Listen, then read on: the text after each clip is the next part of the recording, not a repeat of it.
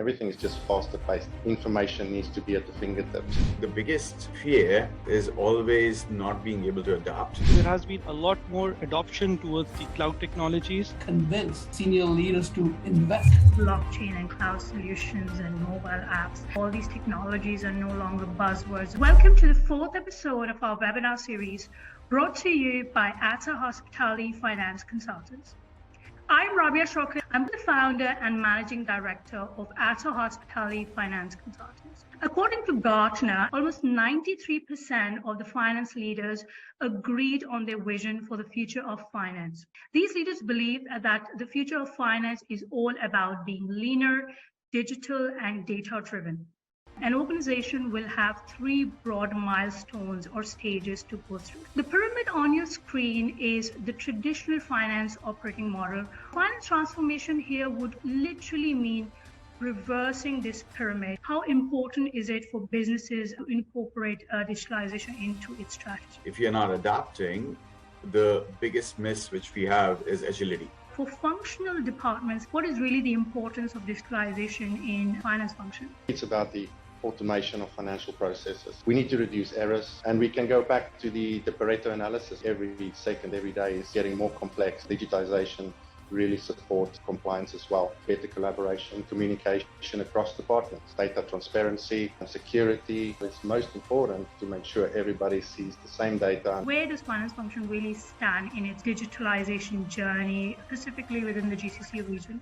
GCC, it's rapidly adopting the digital technologies within finance department. Finance is actually now moving from a back office function to more of a business partner role. Stacking up of a business case is really important. What are the benefits of digitalization? How do you analyze finance data, particularly around procurement, right? To be able to save money. Also has a lot of tangible benefits, be it in terms of labor savings, be it in terms of reducing processing charges from banks, etc. So shared services, integration of systems, and digitalization and building around that was a key component to really build that business case. The other thing that was really key was all around the security of data storage. Change management is all around educating people. What are the risks in undertaking those projects, and how can they be really mitigated? Another risk is human capital. There is a lot of resistance from a human capital point of view. The end user of your product needs to be very well informed and trained. It's been different challenges all across. One of the things which has always been helping is proof of concept. POC increases your time to market. In addition to the proof of concept, we did a gap analysis before the project even started. Remember the PAP now, the productivity, adoption, and performance. What are the different tools and technologies that are currently available in the market to automate and digitalize these areas? Advanced cloud applications. In addition to that, intelligence analytics tools, robotics. We have robotics built in within those applications. Last but not the least is mobile applications, blockchain and artificial intelligence. ChatGPT really taking off. These two can be the tools for the near future. Four key areas of drivers: customers' expectations, more personalized and seamless experiences, response times. In terms of the roadmap, finance strategy to really align with the business strategy, evaluate our current business processes and systems, and then development of the financial talent within the team. What are the critical success factors in terms of ensuring a successful implementation, and how can that be really measured? The ROI is a prime driver of every single objective and project. Final combination of a success factor is performance. Choosing the right vendor for implementation is equally important, or probably more important than choosing the vendor for technology. So how can finance professionals upskill themselves here to stay ahead of the game? As a CFO, I surround myself with the skills that I need to make sure that I can be the strategic partner to the CEO, with surrounding yourself with the skill sets, understanding of new technologies. Hello, good afternoon, and assalamu alaikum. And welcome to the fourth episode of our webinar series brought to you by Atta Hospitality Finance Consultants. We're currently live from Dubai with yet another, a very learned panel of experts who will talk us through today's topic, digitalization and finance transformation. The webinar will last for 1 hour, and therefore it will end at 6 p.m. UAE time. I'm Rabia Shokar, and I'll be your host and moderator for today's session. A little bit about myself. I'm a Big Four qualified chartered accountant as well as an ACCA with an accounting and finance career spanning over 14 years. I've had the privilege of working as a finance director and holding various finance leadership roles across international and regional organizations within the Middle East. Some of the companies that I work for includes Marriott International, RAC Hospitality Holding, Landmark Group, Dubai Silicon Oasis, Neom, PwC, etc. I'm also the founder and managing director of Atta Hospitality Finance Consultants. Atta is a Dubai-based, full-service, niche financial consulting firm that provides highly focused and bespoke advisory services across the hospitality and tourism sector. We work with owners and operators of hotels and residences, F&B sector, travel and tourism, as well as recreation and adventure concepts. Our areas of specialization are corporate and hospitality finance, finance transformation, pre-opening services, hospitality consulting, and learning and development. That's pretty much about myself. I would now like to request our panel of experts to give a brief introduction about themselves and their company. In the order of left to right, we'll start with Amit Gandhi.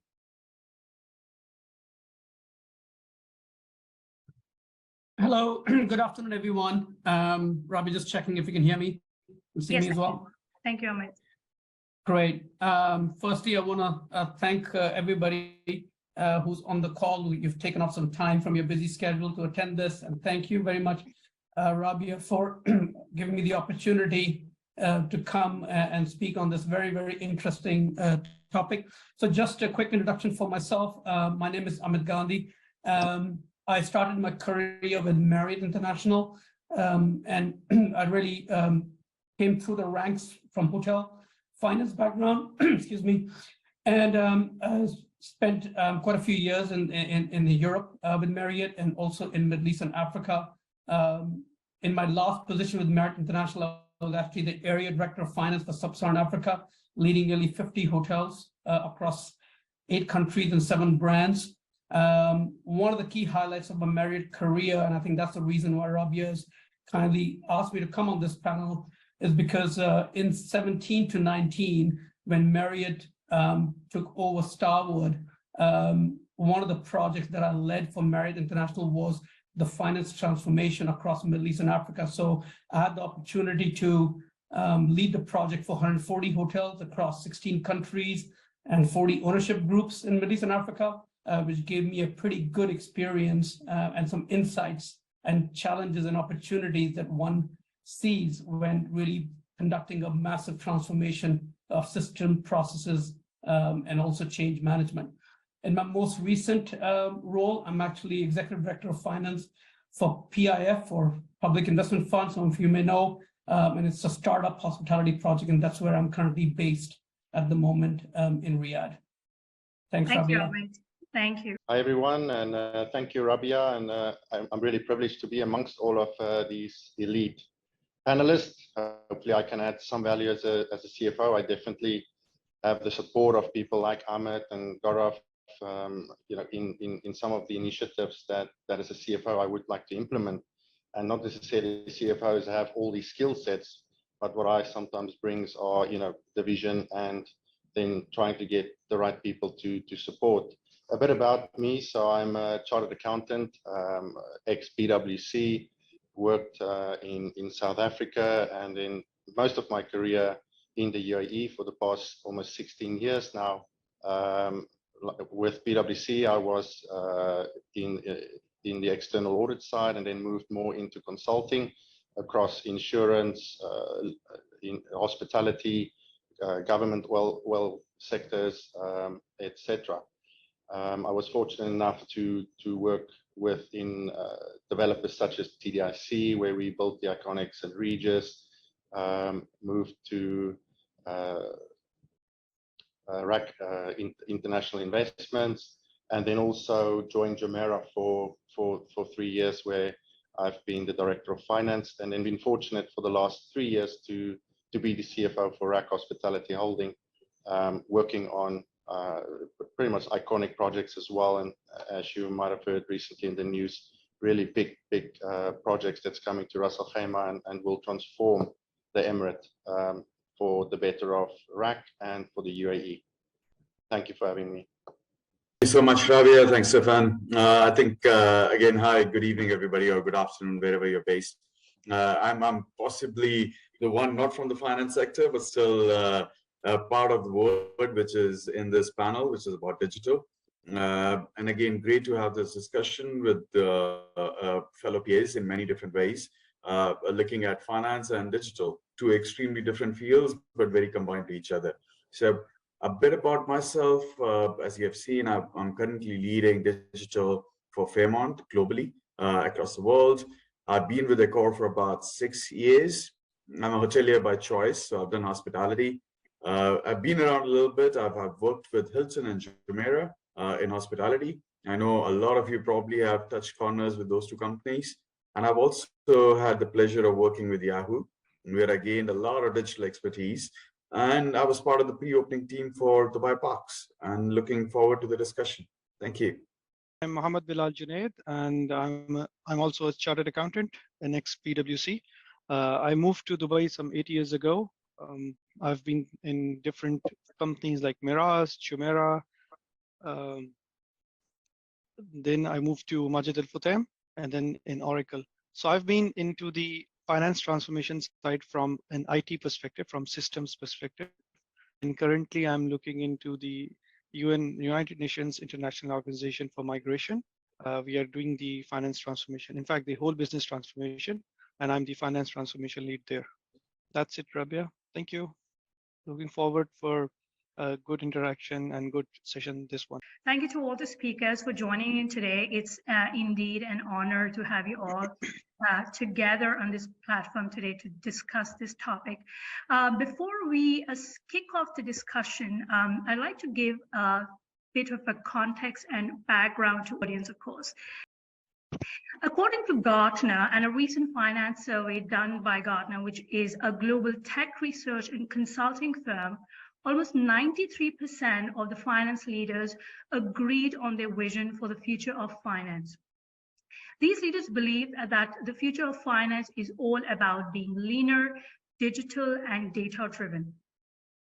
Now, having said that, unfortunately, history also tells us that finance transformation projects have rarely been successful. While there may be many reasons for that, the solution ultimately lies in a firm commitment on the part of CFOs and finance leaders to undertake digital initiatives so as to create and enhance value for the overall organization. Now, when we incorporate digitalization into a business strategy, it is very important for organization to first of all assess its digital maturity and to really figure out where it stands. If I go back to the basics, on a typical digital maturity scale, an organization will have 3 broad milestones or stages to go through. The first one, or the early stage, is the digitization phase. Digitization is all about a transition of an organization from being analog to digital. A simple example would be scanning your physical papers and documents, images to digital version, or just by capturing the original content in its digital format so that it can be stored, indexed, and accessed electronically. Now, most of the organizations will be pass-through stage, as digitization is all about pass. However, some of the startups or SMEs might still find themselves here. While digitization is all about past, in the current times, the emphasis is placed more on digitalization, which simply means broader transformation of all the business processes by leveraging digital tools and technologies. Now, again, some of the large or stable organizations will find themselves here. And some of the classic examples would include using automation, using mobile apps, cloud solution, etc. Moving forward, the more advanced stage in the journey is all about digital transformation, which is, again, a matter for future. It's a matter for tomorrow and something for us to be prepared well ahead of. Digital transformation is really a comprehensive and end-to-end transformation of business processes, organizational structure, strategy, practices, culture, literally revolutionizing the way we currently work, right from customer experience to employee collaboration. This would include leveraging digital tools and technologies, especially the emerging ones, including artificial intelligence, robotics, automation, cloud again, where we will then be transforming the way we currently work. So now with that said, what does it really mean for the finance function? And what does digital transformation implicate for the finance function, so to say? The pyramid on your screen is the traditional finance operating model or the current ways of operating finance function, where most of the time and resources are spent in finance operations, such as transactional processing, bookkeeping, reporting, and control, with very little time left for more high-level activities such as financial planning and analysis and strategic finance. Now, finance transformation here would literally mean reversing this pyramid and re-envisioning and revolutionizing the way the finance function would operate. This would again mean leveraging digital tools and technologies to create a really autonomous finance function where most time is spent on strategic initiatives and less time spent on finance operations. So in a nutshell, the pyramid on the left is our current situation, which is a traditional model, and the pyramid, the reverse pyramid on your right, is all about the future of finance. Now, a natural question here would certainly be how to get there. And in today's webinar, this is all what we will be discussing about. So we'll take this discussion forward and discuss with our panel of experts what is really the importance of digitalization in finance. What are the tools and technologies which are currently available that can be leveraged by finance leaders to undertake digital initiatives? And in doing so, what are the risks involved and how to mitigate them? We'll then have a look at what is the CFO's roadmap to digitalization and how can it be really monitored. And lastly, we'll look at some of the use cases that we are aware of or what we have learned from our past experience. In the end, we'll have a Q&A session. So in case you have any questions, please feel free to drop them on the chat box, and I'll be glad to take them up with the panelists towards the end of the session. So with this background and context in mind, let's start our discussion. So I'd like to start with Gaurav first. So Gaurav, in the current times of digital disruption, in your view, how important is it for businesses to incorporate digitalization into its strategy? Thanks, Xavier, for putting me on the spot first. No problem. I think in the current age, again, digitalization, you gave a pretty good introduction to the topic. Now, what I can say from my experience of, well, rather, I've had both B2B and B2C sort of working in my life. And I like to bucket it as saying that the biggest fear is always not being able to adapt. And if in the current age where we sit right now, if you're not adapting, the biggest miss which we have is agility, right? It's all about agility. You want to be fast to the market. You want to do everything quick. You want to make sure you're efficient. Again, back to agility. Again, giving a small example, everybody you mentioned about cloud computing has become a common word, but I still get surprised speaking to a lot of people. Cloud computing, though it's very common, it's not very commonly implemented. And what's the fear of not implementing it? Well, multiple factors which we can discuss, but the risk of not implementing it is basically you're going to miss on agility. Tomorrow you want to be doing things at the speed of knots. Today we take our mobile phones, probably half of us do our conversation on WhatsApp. Imagine if WhatsApp was not on cloud, you would be getting your messages probably after half a day. So that's the risk which we are sort of living with if we are not moving on with digitalization. So to sort of rest my case, I would say if you want to be agile, and dynamic in today's environment, you got to completely embrace digitalization. Perfect. I mean, that's an absolute starter to kick off this discussion. Thank you, Gaurav. Moving on to you, Stefan. Although it seems that businesses have understood the importance of digitalization and they have started their journey in the client-facing or business critical functions, but for functional departments such as finance, it still takes a backseat. So in your view, what is really the importance of digitalization in the finance function? Thank you, Rabia. Yeah, for sure, it's a crucial function for both finance function and most of the back office functions. For me, it's about the automation of financial processes and what we can achieve in terms of faster, more accurate financial reporting and analysis. Talking to what Gaurav said, in terms of just decision making, everything is just faster paced. Businesses are faster paced. Information needs to be at the fingertips. We need to reduce errors. We need to mitigate the risk of errors because errors nowadays can cost lots of money to entities. It increases efficiency. Efficiencies means potentially less staff, or your staff can focus on things which is more forward-looking, and your more manual, meticulous, boring invoice processing, etc., can potentially be given to automated type of functionality such as robotic processing. And we can go back to the Pareto analysis, right, of the 80-20 principles of value impact. And in most importantly as well, improve compliance.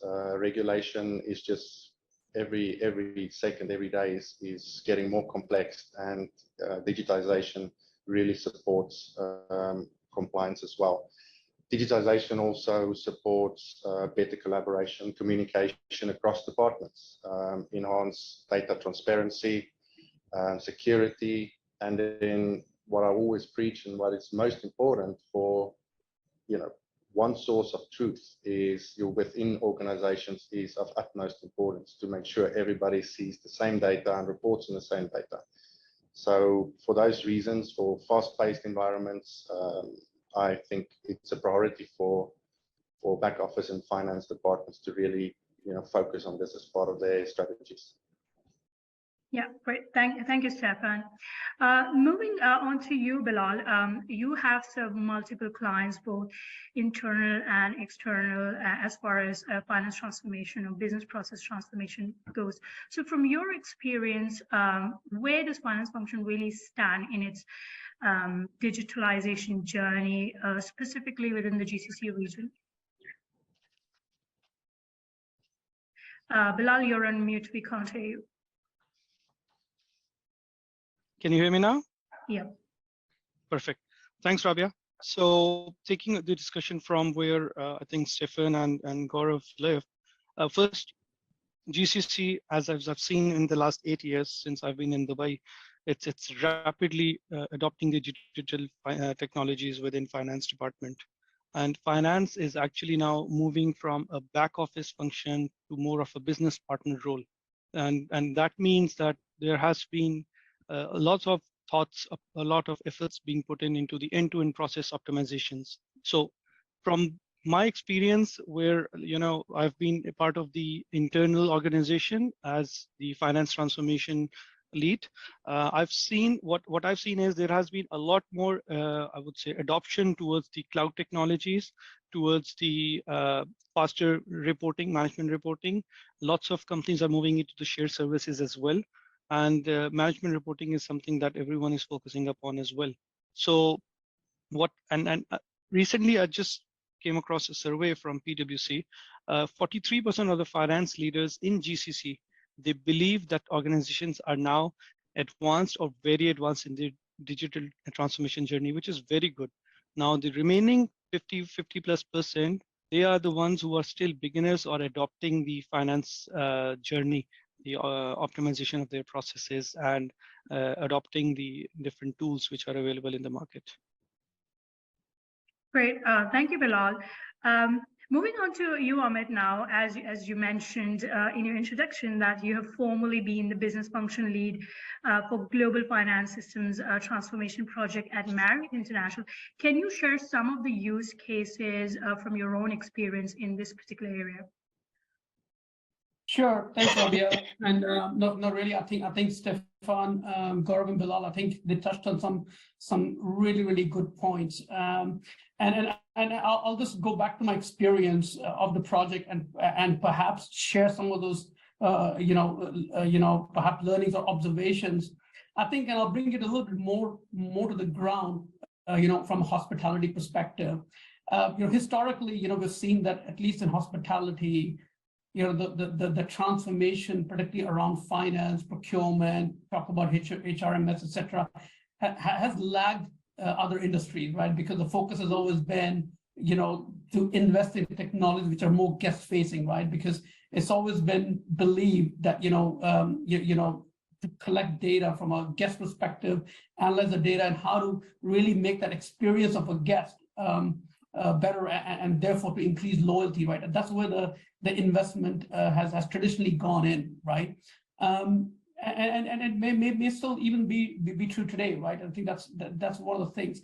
And I think one of the finance challenges, the leadership challenge we've always had is how do you help your senior stakeholders, right? Your CFOs and your CEOs to really understand the benefit of digitalization in finance and finance systems, right? So literally, you got to have a vision, right, of 5 to 10 years, and to be able to stack up a business case, right? Now, the stacking up of a business case is really important to be able to convince, senior leaders to invest in finance systems, and the benefits of the business case is more around the tangible benefits and also the non-tangible benefits.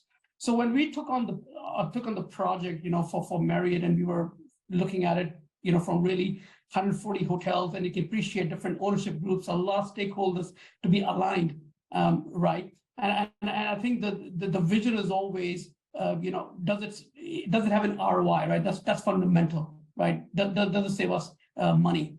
But I think that really the non-tangible benefits are, what are the benefits of digitalization? How do you analyze finance data, particularly around procurement, right? To be able to save money. I heard earlier shared services was a great point. I think that was one of the things that was really central to our transformation, when it comes to really interfacing various systems, right? In order to automate a lot of the functions. And that also has a lot of tangible benefits, be it in terms of labor savings, be it in terms of reducing processing charges from banks, etc. So shared services and integration of systems and digitalization and building around that was a key component to really build that business case. One of the few things, and I think Gaurav touched upon that earlier, and I think he made a good point around cloud computing, right? And while we speak a lot about it, that is not all organizations find it really easy to adapt to that. And one of the things that we encountered was also around data storage, right? And we saw when we implemented this around 16 countries, we saw that some countries actually had different regulation, right, of where the data is stored, right? So it's all great to say, yes, we want to go on the cloud, but sometimes you have statutory obligations in a country. So it's really important to do a proper due diligence, right, to make sure that when you are doing a system transformation across various borders, really understand, what are the country regulations. I think that was one of the things that we found out. The other thing that was really key was all around the security of data storage, right? Because technically you are saving proprietary information. It could be supplier information. It could be transactional records. And that plays a really key role. So whoever you partner with, from an implementation perspective or the system that you choose, need to be fairly secure to be able to protect the company and the data. And finally, I think what we also realized was it needs to be a mutual benefit, right? Especially in hospitality, as you know, you got owner and operator relationship, right? What is it in for the owner? Usually an owner will think that you're doing a transformation purely for the benefits of an operator, right? To collect data, to be able to analyze that. But there are benefits for the ownership as well, especially when it comes to monetary benefits. And finally, I think one of the things that we were quite surprised was that which owners really were pleased about was all around strengthening of internal controls, right? When you implement a system or you do a transformation and you talk about automation and strengthening that and have as little human interference as possible to make the whole finance function fairly secure. And I think that's one of the things that went really well for us. And it's a non-tangible because you can't measure that, right? You can't really measure the security and the integrity of a system. So those are kind of the observations that we had, and what we encountered as well through that. So hopefully that gives you a bit of more insights. Yeah, thank you, Amit, for a very detailed and comprehensive response. Picking up from what you just said about the risks around data storage and security, coming to you, Gaurav, whether it's enterprise digitalization or functional digitalization, from your experience, what are the risks in undertaking those projects and how can they be really mitigated? Thanks, Ravi. I think Amit had a pretty good sort of a roundup on what elements sort of come around a digital project, right? When you're trying to load everything in, there are various. He spoke about the security aspects of it, the data aspect of it. Even the data governance is pretty big. It's different in the Middle East, it's different in the EU, and it's completely different in the Americas. So and then the level of those difficulties either increase or decrease based on where you are dealing with.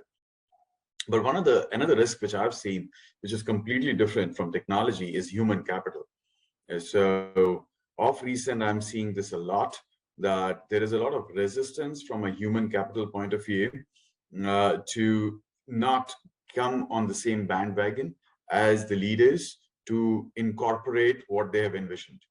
And the two things, and again, I know we have Bilal here who is helping a lot of companies out, that we have a lot of great tech minds who are out there to implement a system, but they are probably not the best trainers. So I think this is one fact which needs to be looked on every time we are going into this journey of digitalization, is that the end user of your product is going to be somebody who needs to be very well informed and trained on what you're going to be working on. So again, adding to all the technical aspects which come along with, I believe the human capital plays a huge role, because yes, it will replace a few functions, and that's the biggest fear, that you employ a digital function and it's going to take away a few jobs, and nobody's denying the fact.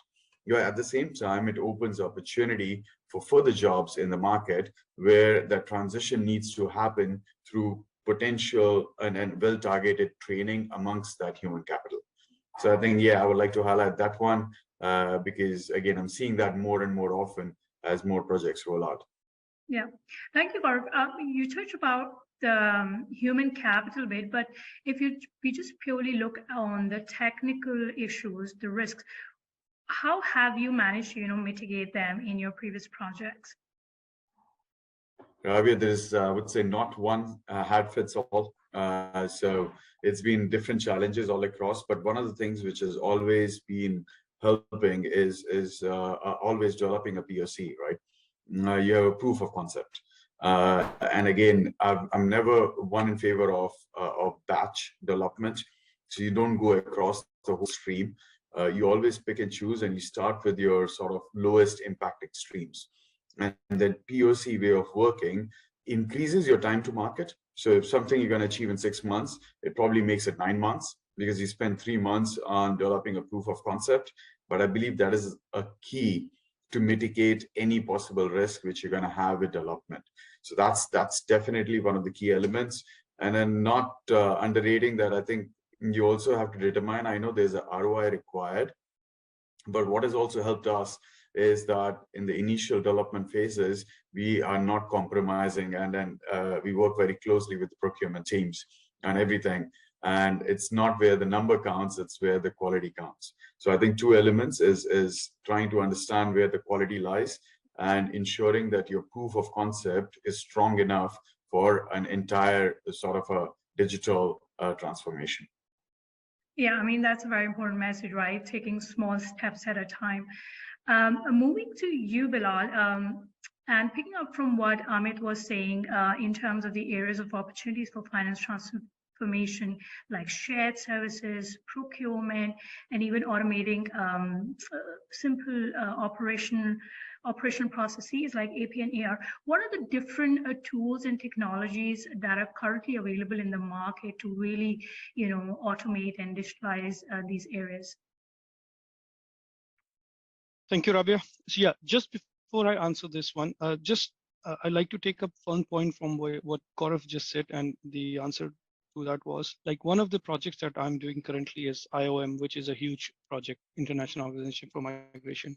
So there, in addition to the proof of concept, what we did was we did a fit gap analysis before the project even started, and that gave a very good idea of to the extent, okay, to what extent are we covering the processes within Oracle Ambit. So Oracle is being implemented there. So what and how much do we need to customize, and how much need to build upon the additional customizations and the extensions and all. So that gave a very good idea even before the project started. So just to add on to the POC, we did this additional exercise, which yeah, it has the money associated to it, but then there's a lot of risk that goes out if you do that exercise. Now, on the tools and technologies, so there has been some discussions on cloud computing. I would say as the world has progressed, I would re-term or rephrase this term as advanced cloud applications. And what happens and why I'm saying that is cloud computing was a term which was very limited to like infrastructure and all these. But now when I say the advanced ERP applications, which are enabled by the cloud, in that we have a complete system integrated, where collaboration and communication can happen at a single place, and all the processes can be streamlined. We have the applications which itself give you the best processes or best practices to be adopted within an organization, and then above all it reduces the cost as well. So I would just rephrase it as advanced ERP application. So this is one of the important tools that goes around in the market these days. In addition to that, most of the applications either are coming with the intelligence analytics tools, or we have bolt-ons where these intelligent analytic tools just integrate with different applications and give you the real-time reporting, just as Stephen's stressed upon the importance of having the data with respect to reporting and the timing that is required. You can't wait for that data to become redundant or not applicable by the time the reports come out. So it has to be the data processing and the reporting has to be really fast. Another one, I think one of the discussions was upon the robotics, where a lot of manual tasks are being done by the bots. So we've again moved on from that as well. So robotics, which had a separate, I would say, application, which was a separate application, different applications were out there. Now with these advanced cloud enabled application, ERP applications, we have robotics built in within those applications. So that is also saving a lot of time for lots of manual stuff, which had no value in terms of I would say analysis. It was just data punching or just taking out, just burning hours from the resources which could have otherwise been used for analysis. Now with this, we've seen the transformation and we've seen the change where these people are now being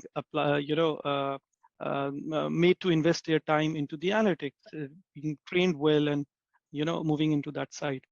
Um, Last but not the least is mobile applications, where like almost all the applications are available on the mobiles. You can just have you don't have to wait for have those bundles of invoices taken from one place to another and then having them signed off. People can be on the go in the planes, just review those invoices, just approve them. JVs, the general vouchers, all those can be done through the mobile. Uh, even procurement, lots of procurement stuff. If you need anything, you just go into the mobile, you just order it from there. A couple of things like tools which are quite in these days, and everyone is just mentioning and just learning it as well. And it's like blockchain and artificial intelligence. Yeah, it sounds, really good and all, but frankly speaking, I've not seen a practical use case into that as of now. With ChatGPT really taking off, we might be able to see some in the coming days. But for now, I would say these two can be the tools for the future, near future. But for now, I would say the major tools that are really enhancing the finance capabilities within organizations are these four. Yeah, thank you, Bilal. I mean, I think my key takeaway from what you just said is that all these technologies are no longer buzzwords, right? Blockchain and cloud solutions and mobile apps. Coming to you, Stefan, needless to say, obviously investment would be required in all these areas. Like Gaurav said, human capital is one of the big elements that would be the driver of digital transformation. So as a CFO, what do you see as being the drivers of digital transformation? And what will be a CFO's roadmap to that? Yeah, I think Bilal raised really interesting points, and I'll definitely connect with him after these discussions. So it was really, really very, very informative. I think some of sort of summarizing sort of 4 key areas of drivers, and I think the disruptive business models of new players to the market that really forces businesses to look into these solutions, to stay agile and innovative, to remain competitive. Customers' expectations, definitely also a driver for looking at the digitalization. More personalized and seamless experiences is of utmost importance nowadays. Response times, etc. Customers do not want to wait anymore. It is, the one that responds the quickest are the ones that win the business type of out there. Technology advancements, as we just discussed in detail, I think the artificial intelligence, robotic and big data analytics, now more than ever, is important in terms of how to automate and then optimize your traditional business processes. And then, as I mentioned earlier, regulatory compliance, given the more complexities that is being put forward by these compliance and regulators. It's really important to bring digitization into play, and it really drives that. In terms of the roadmap, important for finance strategy to really align with the business strategy, for us to evaluate our current business processes and systems, as Bilal also mentioned, do those gap analysis, really understanding systems, also processes and tasks, such as repetitive manual tasks, error-prone tasks, rule-based tasks, which can be automated. Also, then implementing of the technology is of utmost importance in terms of whether it's machine learning, data analytics, etc. And then development of the financial talent within the team, or recruitment of talent, is also quite important. So as we transition into this digitalized finance, it's definitely going to require a different skill set, and that will require either upskilling the existing staff or then changing the type of recruitment that we do in future. Yeah, thank you, Stefan.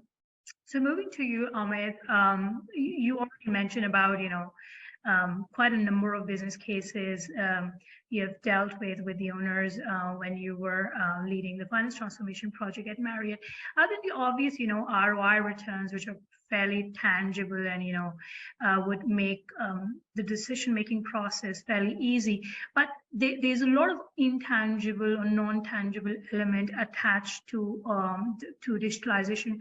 So from your experience, how did you succeed in terms of convincing the project's owners or making a business case beyond just the financial ROI?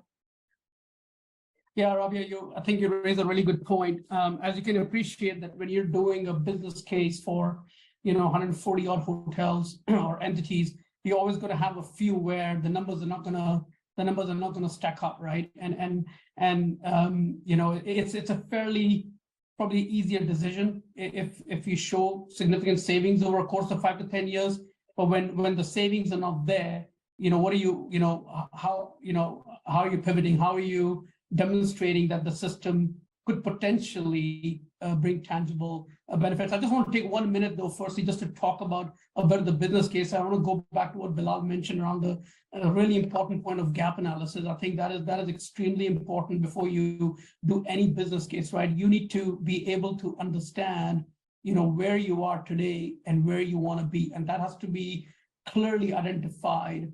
But because the reality is that if you go out there today and try to get a system, you can get a system which could cost you $1,000 a month, or you can get a system which cost you $1 million a year, right? It just depends on what you're, what do you really need, right? So it's really important, I think, to do the gap analysis, to do the due diligence. Data gathering is extremely important, right, for any business case, to make sure that any hidden costs, right, that are there. When you're looking at what your system costs you today, and when you're comparing it to a system that you might be going into. But that's a very simplified business case, right? But I think one of the things that you got to look at is, if you're transforming to a more complex system where digitalize, it's automated, you ought to look at what other benefits can a system provide you which you don't have today. For example, one of the things that we stumbled on when we were doing the project was around procurement.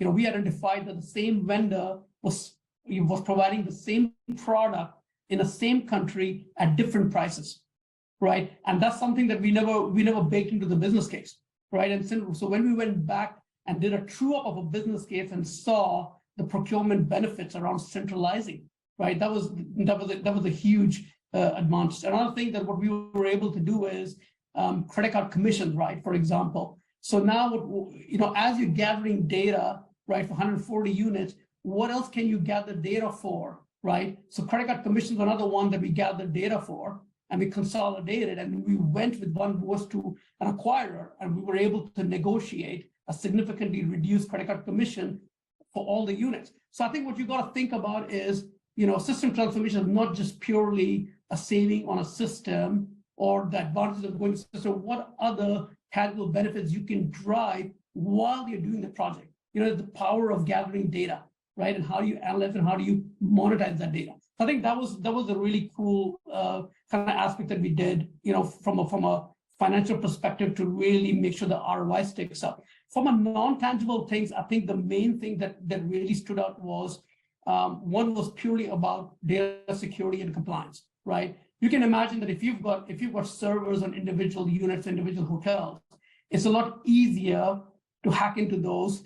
Whereas if you now migrate to a cloud-based solution, it's a lot more difficult, right? Because then you've got different governance models, which Gaurav was talking about earlier. So I think, when you talk about cybersecurity and data, I mean, I don't need to tell you, right? If somebody, we all know how much money that can cost a company, right? In fact, at some point it can even be the demise of a company, right? I mean, that's how important it is. So I think that's one of the non-tangible, but it's really difficult to quantify what a particular data breach would cost. But we all know it will cost you a lot of money if that happens. I think the other thing was also around internal controls, right? About, again, credit card reconciliation tools, right? Automating of credit card. How many of us have we found out going into a hotel, looked at a credit card reconciliation and then found out that it's been done incorrectly for the last 3 years because it was being done manually.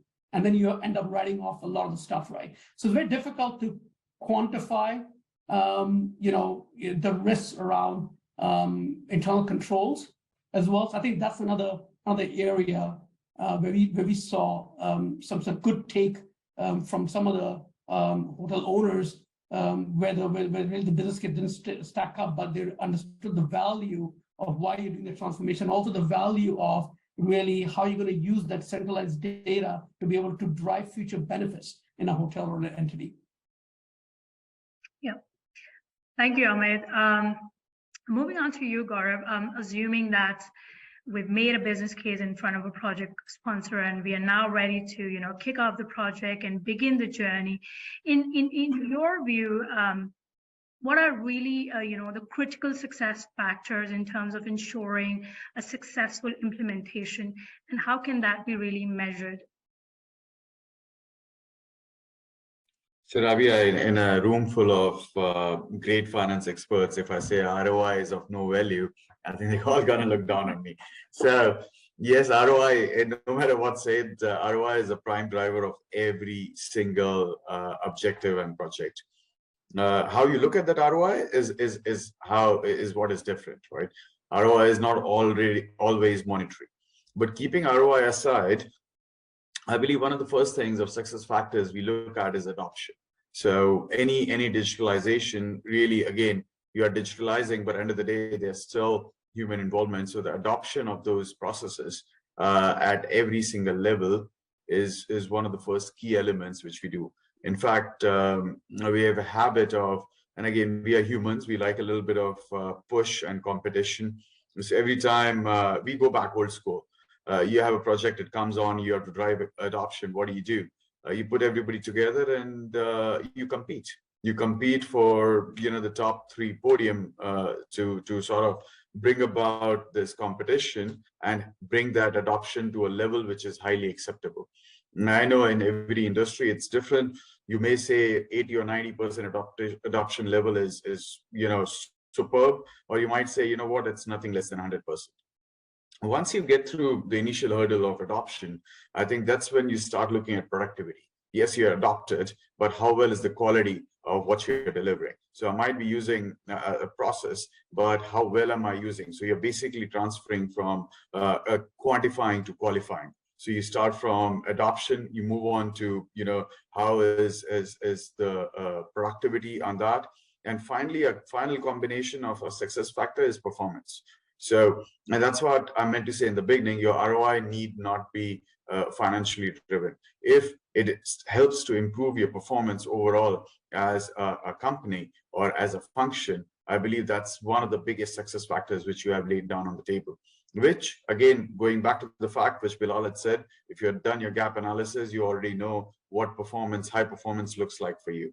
So that's where a combination of these three, can call it PAP, your ability to adopt, your ability to perform, and your ability to be productive. Brilliant. I mean, I think you've summarized it really well. I remember the PAP now, the productivity, adoption, and what was the third one? Performance. Thank you, Gaurav. Yeah. Moving on to you, Bilal. I mean, you've already very comprehensively elaborated what are the available tools and technologies to the likes of, ERP solutions, mobile apps, cloud solution, etc. So, I mean, it is kind of inherent in the fact that choosing the right tool and technology would be very, very critical in ensuring the PAP is achieved, right? So from that perspective, what is your advice for an organization or project sponsor, to make a well-informed decision here in terms of choosing the right vendor? So I've briefly touched upon the technology part, but I'll just carry on from there. So technology, I think these days I would say, the amount of technologies and the amount of tools available in the market are overwhelming, honestly. And all of them, if I'd say one is better than another, no, it's like if you give up something on one, you get something else on that one. So technology, I still believe the fit gap analysis that I mentioned and a thorough POC is something that can be done to enable one to have a good idea of how the technology will fit in his or the organization processes and that's and the streams, end-to-end streams. On the vendor side, I think there are two parts to a vendor. One is the vendor for the technology, and one is the vendor for the implementing, the partner, the implementing partner. And then there could be others as well, the vendor for quality assurance, the vendor for change management and all. But by and large, I think we can divide these into two: vendor for technology and vendor for the implementation. Now, vendor for technology usually is the same as the technology itself, but we can have difference in that as well, and that primarily covers within the ambit of technology. Now, coming to the vendor for implementation, now that's where the main thing is. Technology itself is something that is implemented at Jumeirah, at Accor, at Marriott, same technology, but you would see different people, like people in each of these organizations having different perception and different, I would say, remarks about those technologies. Now, where does that come into is who implemented it. So I've worked in my, so when I was in industry, I worked with tier ones, Accenture, Oracle, PwC, and then I've worked with tier threes as well. There are lots of actually. Uh, the difference comes in actually the overall scope, delivery, and the quality of resources they have. And then the most important part that was mentioned here was the human capital, the training part. The better the vendor is, the better the training can be. And they have the better change management resources, which can enable those trainings and then enable the people to have those trainings, done in a proper way. So coming back, what this is just to elaborate the importance. Coming back, like how do we do it? So there are like uh, there's a thorough vendor evaluation where we consider factors like their experience, their reputation, references, similar industry implementation experience, and then ensuring that that vendor has I would say experience with those products as well. And then the important part is the pricing and the scope coverage. So I think these are the ones where factors which at a high level can be considered, can be taken into account while selecting a vendor. Technology, I would say, it's still something that is like we are, I would say, blessed with so many technologies and so many tools available. So it's more like, okay, which one is good? It's not about development and getting into that risk. So it's only enabling one. So I think a POC and fit gap analysis can be a good testing point for verifying, okay, which technology is good for my process and organization.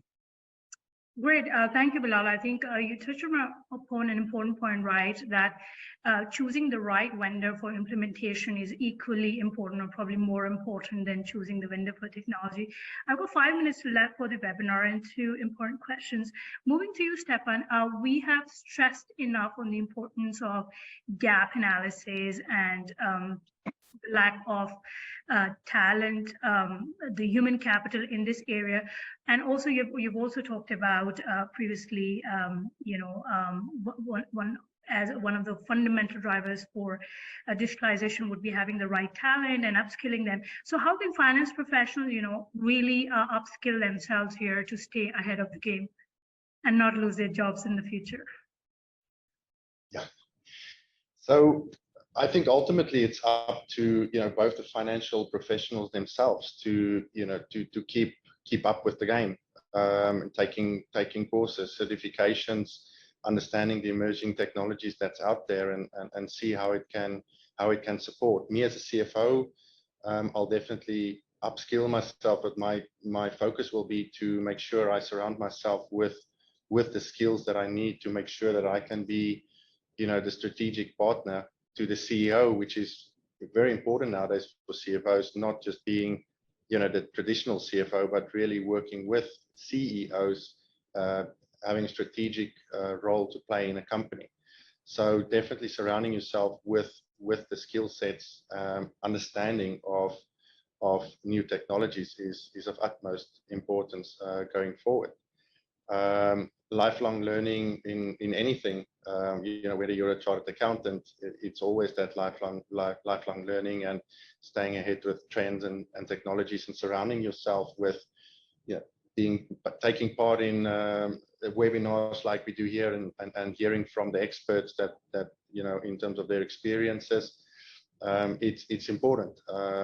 Some of the strategies that I utilized, especially during COVID, where there was a lot of, in theory, a bit of downtime to sort of really go back and look at how do we do things, is connecting with service providers that provide this technology in terms of automation, and ultimately you don't pay for it, but you build a relationship, you assess, and you see how in future they can potentially partner with you. So you have the relationship with them, but you also learn in terms of what these technologies can do through the demos that they put forward to you.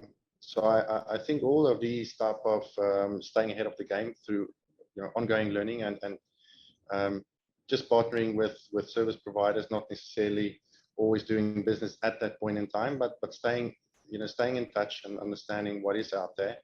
And like I just mentioned, having these type of very fruitful discussions with panel experts that really open minds to what's out there. And yeah, that's how I think is important for the future for everyone. Great, thank you, Stefan. I'm almost on time now. My last question would be to you, Amit, again, based on your massive experience in implementing finance transformation projects. What will be your advice to the finance leaders who might just be starting their journey? If you would like to share some of the key lessons that you've learned from your own journey. I think obviously there are a lot of factors, but one of the things that is really key is again around human capital and people, right? Which Gaurav alluded to earlier. For any transformation to be successful, you have to have the buy-in of the people and the end user. That's extremely important. One of the things that we actually did was that when we were putting together a business case, we actually budgeted for change management.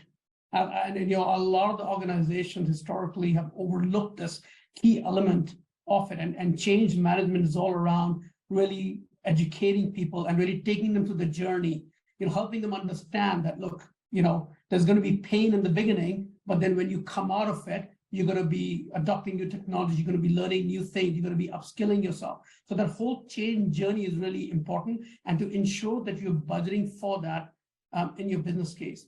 The other thing is that you gotta give the people on the ground the assurance that they're not, gonna lose their job. And one of the things that we did was when we put the business case together, of course, there were going to be labor savings, right?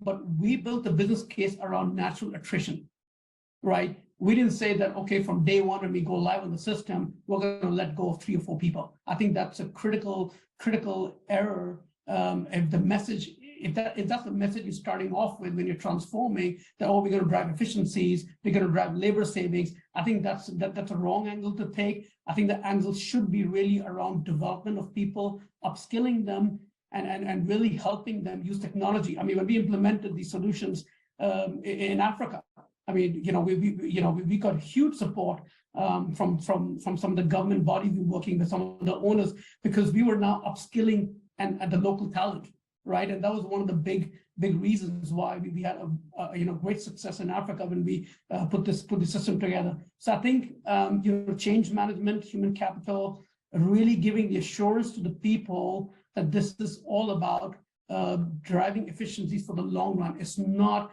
short-term labor saving exercise. I think it's really important and critical for success of any transformation. Perfect. Thank you, Amit. It's a great note to end on, change management and upskilling the people. With this, we have almost concluded our webinar. Let me just quickly go through the questions if you have in the chat box. So one of the questions that I've received, and I think, Bilal, probably you could take that. You mentioned about, different tools and technologies. If you could share some of the, names of the tools available or the vendors that we can refer to. It's Oracle. I was going to add this without any prejudice to Oracle. No, actually, I think the top tier organizations, Oracle, SAP, Microsoft, Infor is coming in as well, which offer almost all these processes, all these functionalities within one all-inclusive thing. So yeah, that is one of them. Well, one of the things, Bilal, that we learned across our journey was you don't need a Ferrari if you can do with a Toyota. Honestly, all the hotels say that. So yeah, everyone who has Sun systems would always say that. Yeah.